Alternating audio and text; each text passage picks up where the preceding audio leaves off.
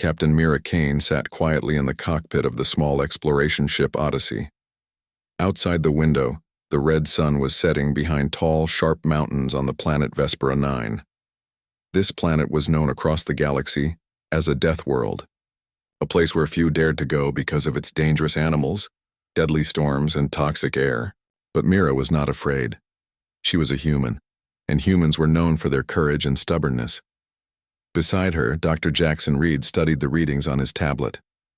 Jackson was a scientist with a special interest in old histories and lost knowledge. He had spent years searching for clues about the Deathworlds, planets where many species had tried to survive and failed. Now he thought they were close to a great discovery. "Captain," Jackson said quietly, "look at this. I found something strange in the ancient data logs we downloaded from the surface." Mira leaned closer to the screen. The data showed strange energy patterns beneath the surface of Vespera 9. The readings did not match anything natural. "What do you mean, strange?" she asked. "It looks like artificial structures buried deep underground," Jackson said. "Structures built a very long time ago." Mira raised her eyebrows. "You think someone made this planet a death world on purpose?" Jackson nodded slowly. "Yes, it was not always a wild, dangerous place. Someone changed it. Someone made it dangerous." Mira's heart beat faster. This was more than just a scientific curiosity.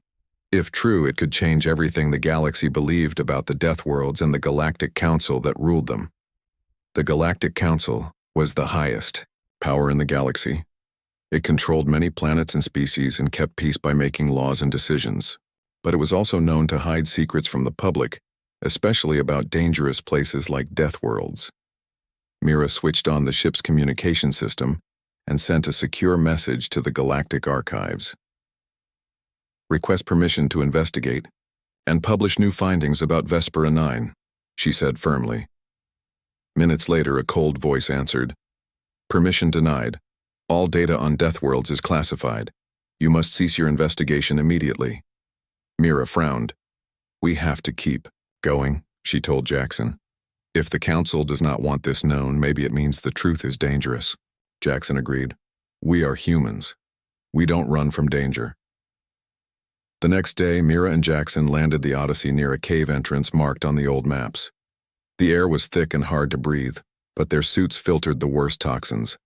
They moved carefully, carrying equipment to scan the underground tunnels. Inside the cave, strange machines lay covered in dust and vines. The walls were carved with symbols no one had seen before. Jackson's scanner beeped rapidly. "This technology is ancient and advanced," he said. "It is unlike anything from any known civilization." Mira touched a smooth metal panel on the wall. Suddenly, a hologram flickered to life. It showed a message from a long-dead race, warning others about a terrible prison planet. "The Deathworlds were created to contain dangerous beings," the hologram said. "They are not natural disasters. They are prisons. The Council knows this but hides it." Mira felt a chill run down her spine. They had found proof that the Deathworlds were man-made prisons. "We have to get this data out," Mira said. "The galaxy needs to know the truth." Jackson nodded. "But the Council will try to stop us." Back on the Odyssey, they prepared to send the information to the galactic forums, places where species from many planets shared news and ideas. But before they could upload, alarms sounded. The ship shook violently as unseen forces struck it. "They found us," Mira shouted. "Council agents are trying to stop us." Jackson hurried to the control panel. "We have to escape." He activated the ship's emergency boosters. The Odyssey shot upward through the thick clouds, dodging beams of energy. Mira piloted the ship with skill and speed. Despite the danger, she felt alive, her mind sharp. "We need allies," she said. "But who will believe two humans against the Council?" Jackson looked determined. "Humans have faced impossible odds before. We'll find those who want the truth." Far away, in the bright halls of the Galactic Council, the leaders watched the live feed of the Odyssey escaping. "Those humans are trouble," said a council elder. "They threaten to reveal what must remain hidden. We must silence them before they spark rebellion," another elder said. The Council sent their best hunters, elite agents trained to capture or kill without mercy. But Mira and Jackson were already planning their next move. "We cannot run forever," Mira said, "but we won't stop. If the galaxy learns the truth about the Deathworlds, everything will change." Jackson smiled. "We are just two humans. But sometimes that's all it takes to change the stars." As the Odyssey disappeared into space, a new hope began to grow. The secret of the Deathworlds was out, and the galaxy would never be the same. Captain Mira Kane and Dr. Jackson Reed raced through space aboard their small ship, the Odyssey. Behind them, the Galactic Council had sent hunters, fast and deadly ships designed to capture or destroy anyone who dared defy their orders. But Mira and Jackson were not ready to give up. The truth about the Deathworlds was too important. The Odyssey drifted into a quiet star system where no Council ships were expected. Mira looked at the stars shining brightly outside the windows. "We need to find a place to hide and plan," she said. "If we want the galaxy to know the truth, we must be careful." Jackson nodded, tapping on his tablet to review the data they had collected on Vespera 9. "The Deathworlds were prisons," he repeated. "But why would the Council hide this?" Mira's eyes darkened. "Because the Council wants to control fear. If everyone believes Deathworlds are natural dangers, no one asks questions. But if they know the truth, they might challenge the Council's power." The Odyssey landed on a small, dusty planet called Zarek, known for its neutral traders and information brokers. Mira and Jackson hoped to find allies there, species who did not trust the Council and wanted to hear their story. They entered a crowded market filled with creatures of all shapes and sizes. Jackson's sharp eyes searched the crowd, looking for a face they could trust. Suddenly, a shadow moved beside them. A tall alien with silver skin and bright green eyes stepped forward. "I heard you're looking for the truth about the Deathworlds," the alien said in a low voice. "I am Vero, an information dealer. I have contacts who want to hear what you know." Mira studied Vero carefully. "How do we know we can trust you?" Vero smiled slightly. "In this galaxy, trust is rare. But I want the truth too. Let me help you." Vero led them to a hidden room filled with screens and communication devices.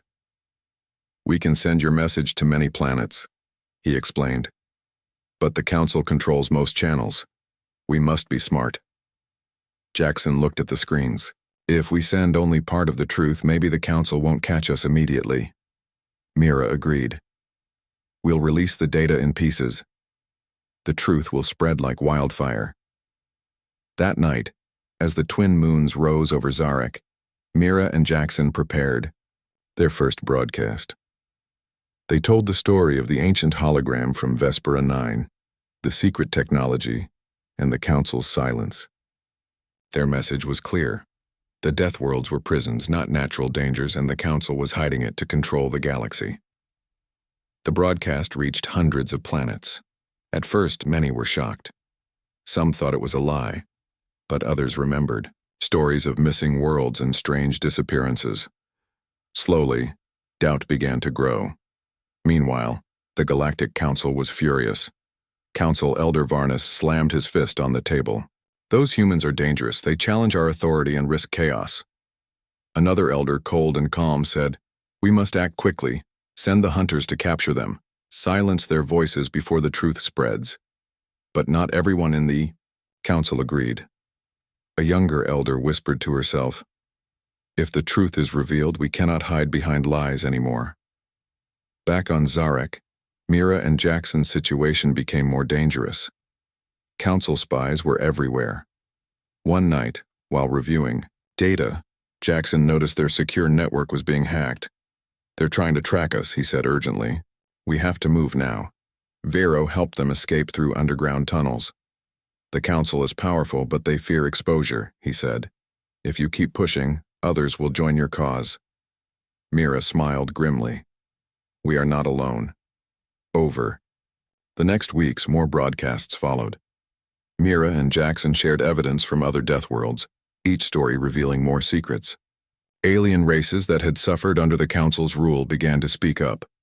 A rebel group from the planet Tarlon sent a message of support. We have lost too much to the Council's lies. Your courage gives us hope.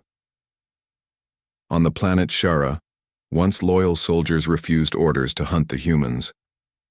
We cannot fight for lies, said a Sharon captain. The Galactic Council's control began to weaken. Protests erupted on many planets. Citizens demanded answers. Some council members feared a rebellion. But the council responded with force. They sent more hunters, increased surveillance, and used propaganda to call Mira and Jackson criminals and terrorists. Mira looked out from the Odyssey's bridge, watching distant battles and hearing news of uprisings. This is bigger than us, she said quietly. The galaxy wants the truth. Jackson nodded. And we will give it to them. One night, Mira received a secret message from an unexpected source, a high-ranking council official willing to talk. The message read, "Meet me on the edge of the Nebula sector. I have information that will change everything." Mira and Jackson faced a difficult choice. Could they trust this official, or was it a trap? But they knew one thing. To fight a great lie, sometimes you must risk everything. As the Odyssey set course, for the Nebula sector, Mira looked at Jackson and said, "We started this to expose the truth. Now we must be ready for what comes next." Jackson smiled. Humans never back down. We face the darkness and bring the light. The truth about the Deathworlds was no longer hidden. The galaxy was waking up, and the battle for freedom had only just begun. The Odyssey sped through the dark space toward the edge of the Nebula sector. Captain Mira Kane sat in the pilot seat, her eyes sharp and focused. Beside her, Dr. Jackson Reed prepared their meeting with the mysterious council official who claimed to have secrets about the Deathworlds. Both humans knew they were risking everything. "Are you ready?" Mira asked quietly. Jackson nodded. This could be the key to exposing the council's lies. As they entered the Nebula sector, strange clouds of gas and glowing lights surrounded their ship. The place was beautiful but dangerous, filled with hidden traps and pirates. Mira skillfully piloted through the twisting paths. Suddenly, the communication system beeped. A calm, unfamiliar voice spoke. "This is Elder Terrace. I am the official who sent the message. Prepare to dock at Station Sigma 12. Mira exchanged a quick glance with Jackson. "We're going in," she said. Station Sigma 12 was small and hidden behind the colorful nebula. Inside, the air was thin but breathable. Elder Terrace, an older alien with wise eyes and silver hair, waited for them in a private room. "Thank you for coming," Terrace said. "I am tired of the Council's lies. The Deathworlds were not meant to protect the galaxy. They were built to imprison and control." Jackson leaned forward. "Why do you help us now?" Terrace sighed. "Because I believe the galaxy deserves the truth. The Council hides the truth to keep power. Many Deathworlds hold innocent beings, and many truths about our history have been erased." Elder Terrace shared secret documents and recordings. Mira and Jackson saw proof that the Council created the Deathworlds to imprison rebel species and political enemies. Worse, many Deathworlds were used as places to experiment on prisoners under cruel conditions. "This is worse than we thought," Mira said, her voice hard. "The Council is not just hiding facts, they are criminals." Terrace nodded. "But they have powerful allies. You must be careful. If they catch you, they will silence you forever." As the meeting ended, the Odyssey prepared to leave. But outside, Council hunters waited in ambush. "They knew we were here," Jackson said, alarmed. Mira's hands flew over the controls. "We have to escape now." The Odyssey blasted away from the station, weaving through the nebula's gas clouds to hide from the hunters. Alarms screamed as beams of energy chased them. During the chase, Mira's mind raced. The Council was desperate to silence them. But she remembered the support growing across the galaxy, the protests, the rebel groups, and the many who refused to believe the Council's lies. "We can't run forever," she said to Jackson. "We must strike back," Jackson smiled. We have the truth and the support of the galaxy. That is our weapon. They sent emergency messages to several rebel groups and friendly species, warning them of the Council's plans. Responses came quickly, small fleets of ships ready to fight for freedom. One message was from Captain Ryla, leader of the Tarlon rebels. We stand with you, humans. The Council's time is ending. Another came from General Sarn, a former Council soldier who had turned against them. I will send troops to protect you. The Odyssey reached a hidden base on the forest moon of Lyrian, where rebel leaders gathered. Mira and Jackson shared Elder Terrace's secrets with them, the room filled with shock and anger. How can we allow the Council to do this? Asked General Sarn. It is time to fight. Mira nodded. We expose the truth and we take back our galaxy. Meanwhile, the Council grew more furious. They launched a massive campaign to capture Mira and Jackson. Bounty hunters, spies, and soldiers spread across the galaxy. In the capital, Elder Varnus slammed his fist on the table. If the humans spread more lies, the Council will fall. We must stop them at all costs. But dissent grew within the Council's ranks. Some members feared the truth would destroy their power and the peace they worked to keep. Back on Lyrian, plans formed quickly. The rebels decided to attack a key Council communications hub to broadcast the truth to every world. Mira and Jackson prepared to lead the mission. This will be dangerous, Jackson said. But if we succeed, no one can stop the truth. Mira's eyes shone. For the first time, humans are not just fighting to survive. We are fighting to change the galaxy.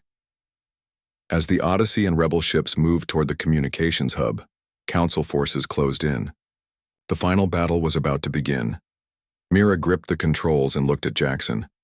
No matter what happens, we won't be silenced. Jackson smiled. Because the truth belongs to everyone.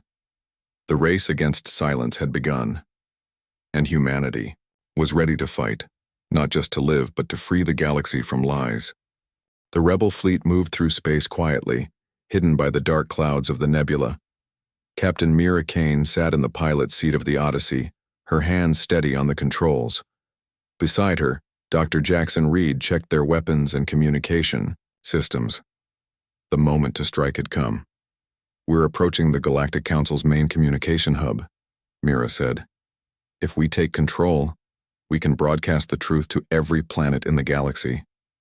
Jackson looked at the stars outside. This is our chance to end the lies. The communication hub was a huge space station orbiting a blue gas giant. It was protected by powerful shields and guarded by many Council warships. The rebel fleet was small, but determined. Mira gave the order. Prepare for attack. We need to get inside the station. The battle began with loud explosions and bright beams of energy cutting through space. Rebel ships dodged and fired while the Council's forces fought back fiercely. Inside the Odyssey, Mira stayed focused. Jackson, can you hack into the station's systems? Jackson nodded, fingers flying over the control panel. I'm trying to break through their firewall. It's strong, but I'm close. Outside, the battle raged. Rebel fighters risked their lives to protect the Odyssey as it approached the station's airlock. Mira piloted skillfully, dodging enemy fire until they reached the entrance. Docking. Successful, she said. We're inside. The crew quickly moved through the station's corridors. The halls were cold and empty, the silence broken only by their footsteps. We need to get to the main control room, Mira said. That's where the broadcast system is. As they moved, alarms began to sound. Council soldiers appeared, blocking their path. Get ready, Mira shouted. The rebels fought bravely, pushing forward through the narrow hallways. Mira's team covered the rear, holding off attackers as Jackson worked on the controls. Finally, they reached the main control room. Jackson connected his device to the central console. I'm in, he said. Now to send the broadcast. Jackson uploaded all the evidence they had gathered. Secret recordings from the Deathworlds, documents from Elder Terrace, and the ancient hologram from Vespera 9. The message was clear and powerful. The broadcast began. Across the galaxy, screens flickered to life in homes, ships, and public places. For the first time, millions of beings saw the truth. The Deathworlds were not natural planets. They were prisons built and controlled by the Galactic Council to imprison species the Council wanted to hide from the galaxy. The broadcast showed the cruel conditions inside the Deathworlds, the experiments on prisoners, and the lies the Council told for centuries. The reaction was immediate and overwhelming. On many planets, crowds gathered in shock and anger. Protests began to erupt, demanding answers and justice. Mira and Jackson watched the news feeds as leaders across the galaxy spoke out. "This is a betrayal," said a senator from the planet, Cyrus. "We cannot allow the Council to continue hiding such crimes." A famous news reporter on the space station Aegis said, "The truth is out. The Deathworlds are prisons and the Council has lied for too long." But the Council did not give up easily. Elder Varnus appeared on the Council's broadcast channel. "These accusations are false," he declared. "The humans and rebels spread dangerous lies to create chaos." But his words fell on deaf ears. The galaxy wanted the truth, and the Council's power began to crumble. Inside the station, alarms blared again. More Council troops arrived, trying to retake control. Mira and the rebels prepared to defend the control room. "We have done what we came to do," Mira said. "Now we hold this ground." The battle was fierce, but the rebels held their position. The broadcast continued without interruption. Far from the station, the galaxy was changing. Species long oppressed by the Council began to organize. Rebel groups grew stronger. Even some Council members secretly supported the movement for truth.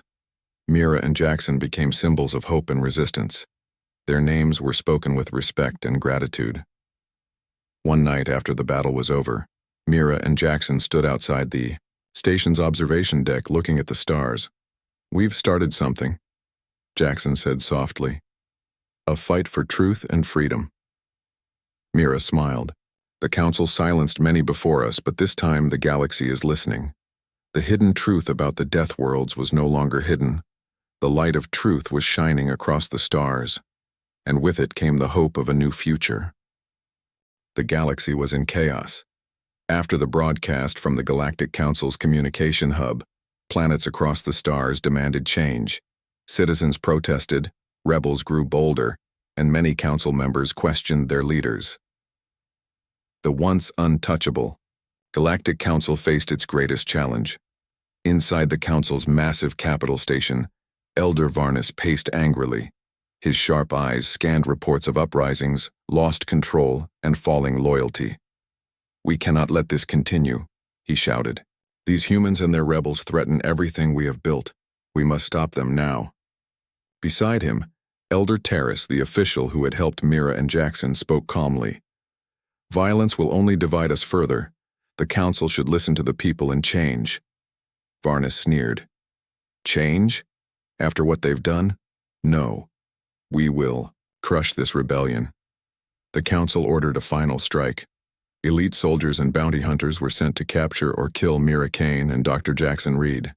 The hunt was relentless. On the rebel base on Lyrian, alarms blared. "Council forces approaching," a sentry shouted. Mira looked to Jackson, her face serious. "They want us dead. We have to be ready." Jackson checked their weapons and shields. "We've come this far. We won't back down now." The Odyssey and rebel ships prepared for battle. But Mira had a plan. "We won't fight them head-on," she said. "Instead, we'll use the galaxy's support. We have allies who believe in the truth." Rebel fleets from Tarlon, Shara, and other planets joined their forces. Former Council soldiers who had lost faith sent messages of support. The galaxy's desire for freedom was stronger than ever. The battle began near the planet Ardentis, a key world for the Council. Rebel ships swarmed the skies, clashing with the Council's powerful warships. Mira piloted the Odyssey through the fight with skill and courage. She dodged enemy fire, protected her allies, and struck at important targets. Jackson worked in the ship's control room, hacking enemy systems and disrupting their weapons. "We're turning the tide," Jackson said, smiling. But the Council was not defeated yet. Elder Varnus sent his own strike team to capture Mira and Jackson. The team was ruthless, Led by a feared bounty hunter named Krell, Krell's ship appeared near the Odyssey, firing beams of energy.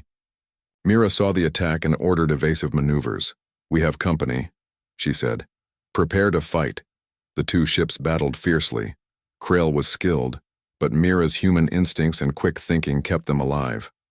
On the surface of Ardentis, ground battles raged. Rebel soldiers fought council troops in cities and forests. People rose up, refusing to obey the council's orders. General Sarn, once a loyal council soldier, led the rebels with honor and strength. "We fight for truth and freedom," he shouted to his troops. The spirit of rebellion spread like wildfire. Back. In space, the Odyssey finally outmaneuvered Krell's ship, forcing it to retreat. "We lost them," Mira said, breathing hard. Jackson smiled. "For now." But they knew the danger was not over. The council would keep coming. As the battle ended, the council convened an emergency meeting. "Elder Varnus, your plan has failed," a council member said coldly. "The galaxy rejects us. We must find another way." Varnus shook his head. "No. We must show strength. We will crush the rebellion or die trying." But other elders disagreed. A younger council member spoke up. "The people want truth and change. We cannot ignore them." The council began to fracture. Meanwhile, Mira and Jackson stood together on the bridge of the Odyssey, looking out at the stars. "We did not expect this fight to be easy," Mira said. "But the galaxy is waking up." Jackson nodded. "Humans are not just survivors. We are fighters for what is right." Mira smiled. "And this is only the beginning." The council's last stand had failed to silence the truth. The galaxy's future was changing, and humanity was leading the way. The galaxy was no longer the same. The truth about the Deathworlds had shaken every star system. The mighty Galactic Council was broken, its power fading like a dying star. In its place, new hope was rising, a hope led by humans, the species that dared to speak out when others stayed silent. Captain Mira Kane stood on the bridge of the Odyssey, looking out at the stars with calm determination. Beside her, Dr. Jackson Reed was busy sending messages to new leaders and allies across the galaxy. Together, they were part of a new beginning. The council had fallen. After months of protests, battles, and political change, the old rulers had been forced to step down. A new galactic assembly was forming, made up of representatives from many planets and species, all determined to build a better future. Mira and Jackson had been invited to join this new government, not as rulers, but as symbols of truth and courage. "Humans have always been seen as wild and reckless," Jackson said with a smile. "But now maybe we are also seen as leaders." Mira laughed softly. "Leaders who never give up." The new assembly held its first meeting on the planet Solara, a shining world with blue skies and green fields. Delegates from hundreds of planets gathered in a great hall filled with light and hope. Mira spoke to the assembly. "The truth about the Deathworlds was hidden for too long. Many suffered because of lies and fear. Now we must work together to heal those wounds and build a galaxy where everyone is free." The crowd erupted in applause. One of the first acts of the assembly was to open the Deathworlds. Scientists and explorers began missions to rescue those still trapped and to restore the planets. Jackson led a team on Vespera 9, returning to the place where their journey had begun. They found survivors, prisoners left behind by the council, and helped them start new lives. "We must never forget what happened here," Jackson said, "but we can create a future filled with hope." Across the galaxy, stories of courage and resistance inspired many. Rebel groups joined the assembly. Former council soldiers helped rebuild peace. On the planet Tarlon, Captain Ryla and her fighters became ambassadors for justice. On Shara, General Sarn helped train new peacekeepers. The galaxy was healing, but challenges remained. Not everyone wanted change. Some pockets of resistance still supported the old council's ways. Secret groups tried to spread fear and doubt. Mira knew the fight for freedom was not over. "Truth is a light," she said. But even light can be blocked. We must protect. The Odyssey continued to travel, carrying Mira, Jackson, and their allies to places in need of help. They shared stories, helped planets rebuild, and reminded everyone that the power of truth and courage could change the galaxy. One night, as they looked at a distant star, Mira said, "We started as two humans against a giant council. Now we are part of something bigger, a galaxy united by hope." Jackson nodded. "And no matter what comes next, we will face it together." The new galactic dawn had arrived. A future where no secret could stay hidden, no lie could rule, and every species could live free. And it all began with two humans who dared to expose the truth.